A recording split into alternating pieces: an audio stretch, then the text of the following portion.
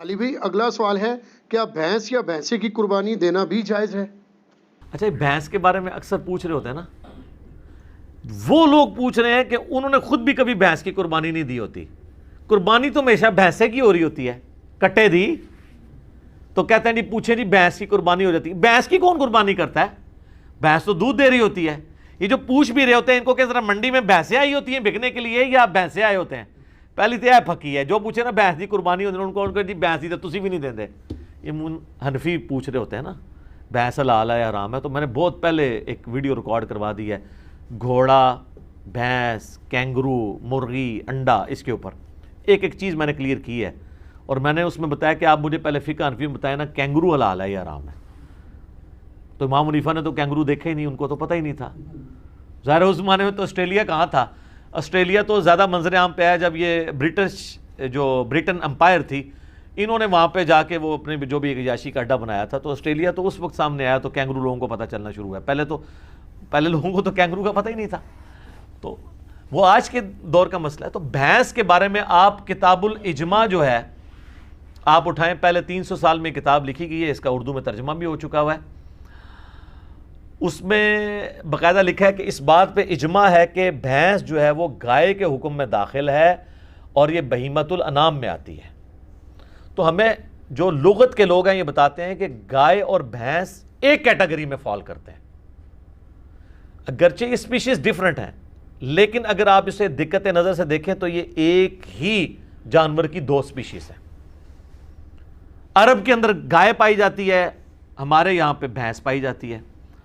اچھا، بھینسیں صرف ہمارے علاقے، آپ مصر میں چلے جائیں وہاں پہ بھی بھینسیں بہت ہیں. تو بھینس جو ہے وہ گائے کے حکم میں داخل ہے اور بھینس کی قربانی کا مسئلہ تو پھر حل ہو گیا. ویسے تو اس میں حنفی تو قائل ہیں بھینسے کی قربانی کے. اہل حدیث میں دو گروہ ہیں، کچھ کہتے ہیں کر لیں، کچھ کہتے ہیں نہ کریں، اس لیے کہ یہ ان 4 بہیمۃ الانام میں نہیں آتے جس کا ذکر سورۃ الانعام میں آیا ہے، بکری، بھیڑ اور گائے اور اونٹ. چونکہ گائے کا ذکر آیا تو گائے کی اسپیشیز میں یہ چیز داخل ہے بھینس. جاموس اسے کہا جاتا ہے عربی میں، البقرہ اس کے لیے، یہ جاموس ہے. تو جاموس اسی کیٹیگری میں فال کرتی ہے. لہذا میرا بھی یہی خیال ہے کہ بھینس کی قربانی بغیر کسی کراہت کے، یا بھینسے کی قربانی کہنا چاہیے، وہ گائے اور بیل کی قربانی کی کیٹیگری میں فال کرے گی اور اس میں کوئی حرج نہیں ہے. باقی جس کو کوئی زیادہ تقوی کا حیض ہے وہ بچنا چاہتا ہے ضرور بچے، کسی اور کے اوپر فتویٰ نہ لگائے. میں جن دنوں میں یہ کہتا بھی تھا کہ بہتر ہے کہ اس کی نہ دیں، میں اس وقت بھی یہی کہتا تھا. 2012 میں میری ایک ویڈیو ریکارڈ ہوئی تھی قربانی کے اوپر، مسئلہ 52. اس میں نے کہا تھا کہ ہم فتویٰ کسی پہ نہیں لگاتے، اگر کوئی دینا چاہتا ہے بھینس کی قربانی ضرور کرے. باقی پریفریبل ہے، بعض لوگ اس میں آرگومنٹ کرتے ہیں، میں نے بھی کیا تھا کہ ہرن کو ہم بکری کی کیٹیگری میں لا کے پھر ہرن بھی بہیمۃ الانعام میں آتا ہے، کیونکہ اس کے بھی وہ پتہ نا پاؤں کے کھر کٹے ہوئے ہوتے ہیں. یہ بہیمۃ الانعام کی نشانی ہے کہ وہ 2 کھر یوں کٹا ہوا ہوتا ہے، کٹ والا پاؤں ہوتا ہے ان کے.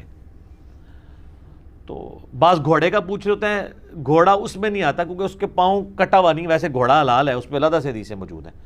تو کہتے ہیں پھر کل کو ہرن کی بھی وہ قربانی کرے گا. بھئی ہرن بہیمۃ الانعام میں آتا ضرور ہے، لیکن اس کیٹیگری میں جو قرآن میں 4 آئے ہیں اس میں نہیں آتا. قرآن کی کیٹیگری میں، گائے کی کیٹیگری میں بھینس خود بخود فال کرتی ہے. لہٰذا بھینس یا بھینسے کی قربانی گویا گائے کی قربانی میں شامل ہے. اور یہ ہر علاقے کی اپنی غذا ہے. ہم لوگ تو یہ سرخ گوشت سے ڈرتے ہیں نا تھوڑا سا کھاتے ہوئے بھینس کے گوشت کو، لیکن آپ اگر کے پی میں چلے جائیں نا تو ہمارے جو پٹھان بھائی ہیں نا وہ بھینس کا گوشت جو ہے زیادہ شوق سے کھاتے ہیں ایز کمپیئر ٹو گائے کے گوشت کے.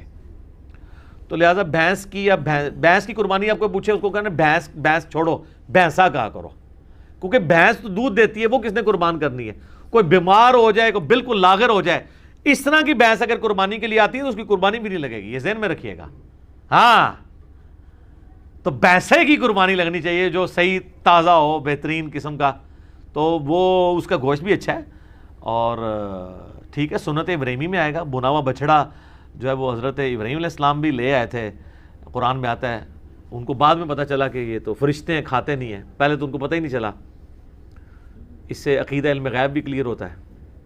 ٹھیک ہے، تو وہ ڈر گئے اپنے دل میں کہ یہ کیوں نہیں کھا رہے میرا نمک، کہیں مجھے نقصان پہنچانے تو نہیں آئے. تو پھر فرشتوں نے کہا نہیں، ہم انسانی شکل میں آئے، ہم ہے فرشتے ہیں، قوم لوط پہ عذاب لے کے آئے.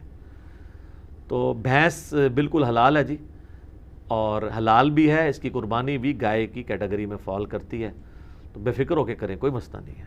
جزاک اللہ۔